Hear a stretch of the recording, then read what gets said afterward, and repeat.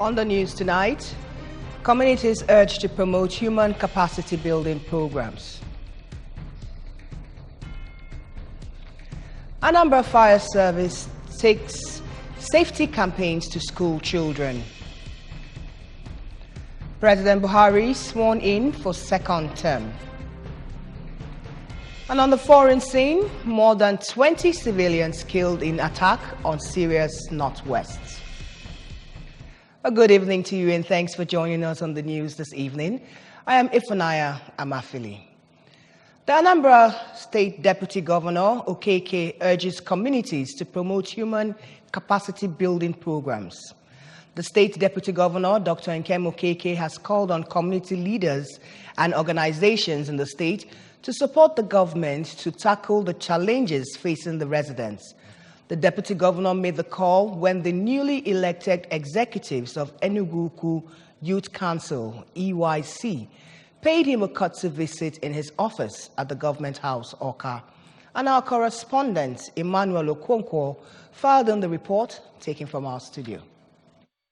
Deputy Governor OKOCHA, while commending the group on their lofty vision and plans for Enugu community, especially the youth wing, encouraged them to use their new position to serve the people and desist from embarking on projects that is beyond their capacity, but ones that can be completed within available resources. Dr. OKOCHA, however, charged leaders of various groups in the state to create human capacity building oriented programs that will help enhance the living standard of the citizenry, assuring them of government support.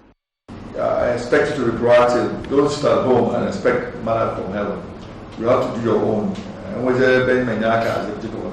you can rest assured that will help. Earlier, the president of EYC, Mr. Kenechukwu Okeke, thanked the deputy governor for his various good works in Enugu community and called for more government interventions. Mr. Okeke further disclosed that among the numerous plans the new executive has for Enugu youths is skill acquisition, training and empowerment aimed at getting the youth skillfully busy in order to keep them away from crime and criminality. The mission is to make sure that some of our youth are employed, and first we want to create empowerment. We want to create empowerment by skill acquisition, make them to have something doing. The Minister of State for Education, Professor Anthony Amuka, has called for joint efforts towards preventing and reclaiming lands from erosion in the country. The minister made the call during the official commissioning and handover ceremony of floods and erosion control projects executed by the federal government through the Ecological Fund Office around Ochanja Market in Onitsha. And our correspondent, Emmanuel Okonkwo, reports. Professor Angoka, who noted that the federal government's execution of projects across the state is a demonstration of the sincerity of purpose of the BUHARI-led administration towards entrenching justice, equity, and fairness in the country, commended the Anambra State Governor, Chief Willie Obiano, and people of Onitsha South for providing a rancor-free environment during the course of the project execution in the area, and implored communities that benefited from the scheme to avoid indiscriminate dumping of refuse in drainages for its sustenance. For the commissioning and handing over ceremony of this valuable project of flood and erosion control around Ochanja Market, Onitsha, Anambra State, which was executed by the federal government through the Ecological Fund Office of the federal government of Nigeria for the benefit of the residents of Onitsha community and its environment. Governor Obiano, who was represented by his deputy, Dr. Nkem OKOCHA, while commending the member representing Onitsha South Federal Constituency at the National Assembly, Barrister Linda Ibazu, for attracting such laudable projects in the area, called on other members of the state who occupy one position or the other at the national level to assist the state government in the development of the state by attracting projects from the federal level. Representation is not so you attract projects in your community. What's expected of you. And I want to thank you for attracting this wonderful, wonderful projects to this area. I'd like to especially thank the SGF, the Ecological Fund Office, because Onitsha people were dying. Flood was really creating a lot of havoc. We are losing lives. People could not trade. And I wrote to them and went to them and begged them. The project is one of the 13 number ecological intervention projects approved by Mr. President for the fourth quarter 2017. Road reclamation, and we provided access roads. We have channels of different sizes spreading around Ochanja markets, and the total length of road here is about 3.5 kilometers. Speaking on behalf of the residents, the chairman of Onitsha South Landlords Association, FEGE, Chief Mike Ojiako, appreciated the honorable member for such intervention, which he said has reduced the dangers posed to lives and property of residents in the area by the erosion and persistent flooding. Various cultural troops and women groups chanted songs of solidarity for the honorable member during the event. From Onitsha, I am Emmanuel Okonkwo, reporting for ABS News. In commemoration of this year's Children's Day celebration, Anambra State Fire Service has put selected school children through basic fire safety procedures. The lecture held at the Fire Service Headquarters, Oka, was aimed at equipping the children with elementary knowledge of firefighting standards with regards to domestic fire control. Daniel Ezeigwe now reports. Also have theoretical and practical sessions on fire management, including what to do when there is fire outbreak, how to put out fire, and the numbers to call in the event of fire outbreak. Where there was a mock demonstration of fire control, the children also toured facilities at the fire service complex. The chief fire officer and director of the Anambra State Fire Service, Engineer Martin Abili, said it was crucial to inculcate early consciousness of fire safety and control on kids, prepare them for the task of dealing with its benefits as well as its menace. What we are actually doing is catching them young. We call it fire safety for children on the day of a Children's Day celebration. We decided to bring the children from all over within Anambra State, those of them who could make it, to come to our fire station to look at what we have and equally to educate them, to sensitize them properly on what fire safety is and the act of fire prevention. So today you can see children, they are here with some of their parents.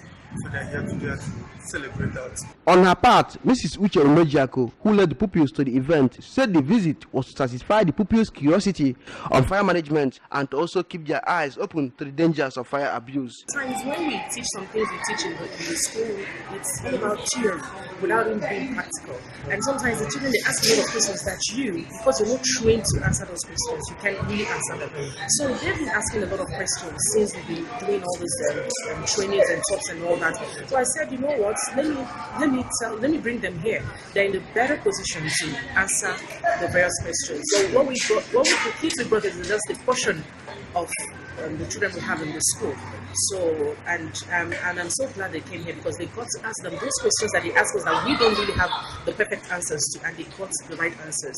And as you can see, when we were being taught, they were scribbling, they were writing, making notes and all that. The pupils, who had taken their turns putting out a miniature fire in a mock fire control, said, among other things, that they had understood the concept of fire and what to do when there is an outbreak. I have learned what to do when there is fire at home. I have learned how to stop to the next room. Then they find the clothes and wait for the so that someone can come and help. I've learned how to use the fire extinguisher, and I've learned that anytime there's fire, we should not pour out on it. It's not to get lost. How to use the fire extinguisher and the true components of fire. There were also exchange of souvenirs between the pupils and the fire service boss. In Oka, Daniel Ezeigwe, ABS News.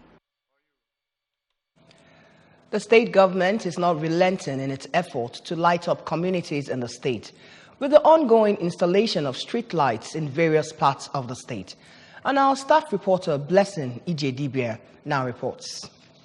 The team of engineers was at Ukeidani section of the popular Mpao-Mojinobi Road, installing the street lights. Speaking to the ABS, the project manager, Colonel Arinze Chukwu, said the project will be completed soonest as the necessary logistics have been put in place. He explained that the streetlight project has been completed in some communities within the Idemili Council area. You can see what is going on here. You can see for yourself. A lot of poles are being mounted, and you can see right now we are casting the base. Give and take, in another 2 weeks, the whole street, the whole road will be littered up. The streetlight project is no longer for urban areas alone, as the rural communities are now having their own share of the project, which will, among other things, raise the tempo of socio-economic activities, increase the employment opportunities, and restore nightlife in benefiting communities. Some stakeholders who spoke to the ABS urged members of the communities to protect the facilities from vandalization. Blessing Ijedibia, ABS News.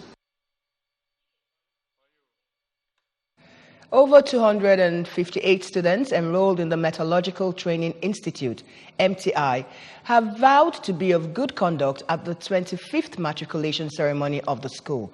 And our staff reporter, Odinaka Mulisa, completes the story. The ceremony, which commenced with procession of students, all dressed in their academic gown, with the head of training of the institute, Mrs. Frank Alisigwe, presenting them as they took oath of loyalty. The institute, established in 1978, was to fill the technological gap in nation building, as well as reduce overdependence on foreign experts to manage the industrial sector. In his address, the Director and Chief Executive of the institute, Mr. Bode Fakode, while congratulating the new students, noted that the institute is contributing its quota in developing skilled technical manpower, stressing that skill empowerment plays a pivotal role in overall economy of the country. Dr. Fakaude appreciated the federal government for its numerous infrastructural developments witnessed in the school so far, noting that the institute is on its path to greatness with the National Board for Technical Education, NBTE, soon to accredit some of their programs. He lamented that the country has not given adequate attention to vocational education. The institute was established over 3 decades ago to fill the technological gap that existed in our nation, thereby reducing our dependence on engaging foreign experts. Earlier, the head of training, Mrs. Frank Alisigwe, said the institute is strategically positioned to provide the much-needed skill for human development, reminding the students of the need to utilize the opportunity. She announced that the school has zero tolerance to social vices, instrumental to their studies, cautioning against cultism, drug addiction, exam malpractices, among others. It is geared towards producing employers of labor rather than job seekers. In a remark, the President, Students in Non-Government, Comrade Ernest Ndukwe, while congratulating the students, charged them to focus on harnessing their potential. Metallurgical Training Institute is a great citadel of learning that has a vision to develop highly skilled, practically and production-oriented, low and middle-level technical manpower. Speaking on behalf of the matriculants, Mr. Daniel Broderick promised to be good ambassadors of the school, their various families, and the society at large.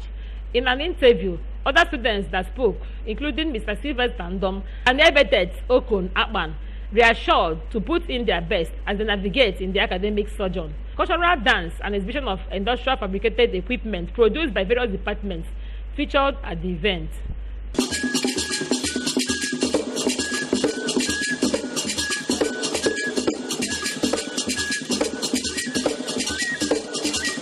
From Metallurgical Training Institute, Odinaka Mulisa, ABS News. Still to come on the news, President Buhari sworn in for second term. And on the foreign scene, more than 20 civilians killed in attack on Syria's northwest. Do stay with us. We'll be back shortly.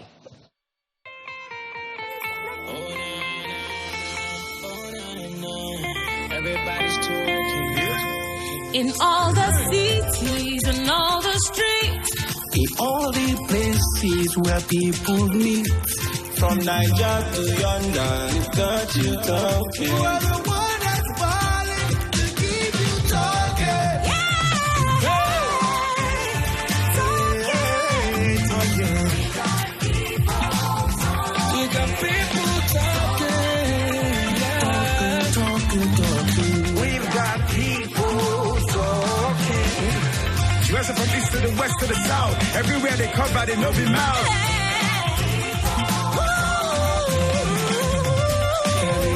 With 5 times bonus to call all networks on every recharge, we get you talking. Recharge with *555* PIN #. Glow Unlimited.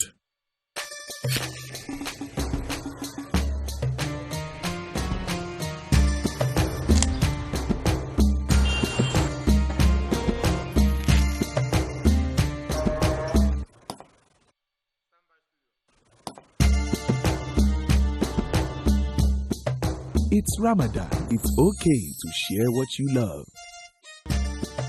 Ramadan Kareem from Indomie. Indomie Super Pack now available at 85 Naira. Welcome back and thanks for staying with us. President Muhammadu Buhari and Vice President Yemi Osibanjo were sworn in for a second term in office by the Acting Chief Justice of Nigeria, Justice Tanko Muhammad, on Wednesday in Abuja. President Buhari was on February 27th declared the winner of February 23rd presidential elections by the Independent National Electoral Commission. Buhari was first inaugurated as President of Nigeria on May 29, 2015, making it the first time in Nigeria's history that an opposition candidate was taken over by an incumbent president. The 2019 presidential inauguration, which held at the Eagle Square, was heralded by a colorful military parade which received the service chiefs, the Chief Justice of Nigeria, the Vice President, and President as they arrived. The chairman and Torino Investment Nigeria Limited, Mr. Anthony Dike, says that real estate business is the new style of making genuine money as the company holds investment summit in Oka. Chibuzo Okoye has more details. Addressing participants at the summit, Mr. Adikeku said that Torino Investment and Networking Company Limited actually started 6 years ago in Lagos State, explained that the company is now a brand name in genuine real estate business, as any land or property acquired from them is genuine, safe and secured. Mr. Adikeku noted that they have lands at Ibejuleki, Lagos, Nkwele Zunanka, Umueri, Kanu, and Abuja, as well as partnering with the state government in marketing Eagle Estate, maintained that the company is out to empower people financially, even as he called on the Anambra to start bringing their investments home in the spirit of Akuluno mantra. We actually want to make people understand that real estate business can fetch you money without investing too much or even investing anything. The country is hard, people need multiple streams of income. That's why we're coming up with this. Two of the participants, Mr. Okechukwu from Enugu State and Mrs. Ifeoma Tabo, said that they have learned a lot about the dynamism of real estate business from the investment summit. With a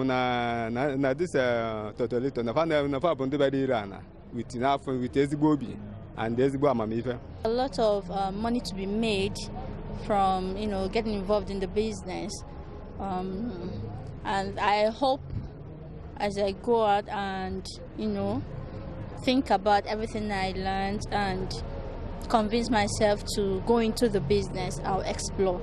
The company equally said that anybody that helps in marketing their lands anywhere in Nigeria will get 10% bonus and some other incentives depending on the size of the transaction. A question and answer session featured at the summit in Oka. It's been Chibuzo Okoye for ABS News.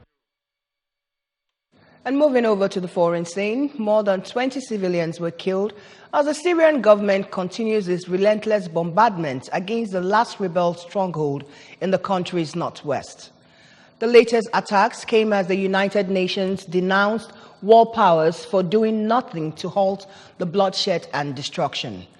A month of intensified bombing of the region by Syria and its ally, Russia, has killed 229 civilians and wounded 727 others, according to the Union of Medical Care and Relief Organizations, UOSSM, a medical charity. 9 children were among the 21 killed in government fire on several towns in Idlib province and the countryside of the neighboring Aleppo. And the neighboring Aleppo, said the UK-based Syrian Observatory for Human Rights War Monitor. And moving over to sports, the Lagos State prosecutor, Mrs. Y.A. Pitan, has told an Igboseri High Court in Lagos that former Super Eagles captain Austin Okocha has not liquidated the alleged tax debt he owed the state. Pitan told Justice Adebayo Akintoye that Okocha had visited the Lagos Internal Revenue Service office but failed to settle the 2017 income tax. The prosecutor said the former footballer had also failed to appear in court since October 5, 2017, when the case first came up. Okocha, who was not in court, was not represented by any lawyer either, and the judge renewed the warrant for his arrest for the third time.